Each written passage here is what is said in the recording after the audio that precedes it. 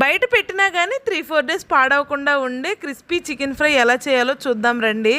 Pan పెట్టి oil వేసి oil heat అయిన తర్వాత ఉల్లిపాయ, పచ్చిమిర్చి, కరివేపాకు వేసి ఫ్రై చేయాలి. కరివేపాకు మాత్రం ఖచ్చితంగా వేయాలి. చికెన్ ఫ్రైలో కరివేపాకు ఫ్లేవర్ బాగుంటుంది. అవన్నీ ఫ్రై అవుతున్నప్పుడే 2 టేబుల్ స్పూన్ల అల్లం వెల్లుల్లి పేస్ట్ కూడా వేసుకొని ఫ్రై చేసుకోవాలి.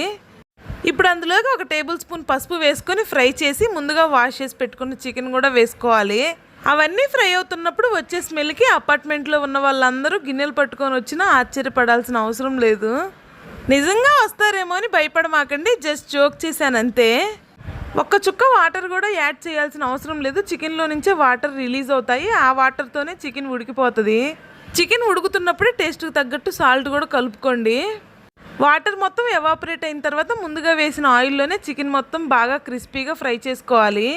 అందులోకి కారం, గరం మసాలా, ధనియాల పొడి, కొత్తిమీర వేసుకొని సర్వ్ చేసుకోవాలి.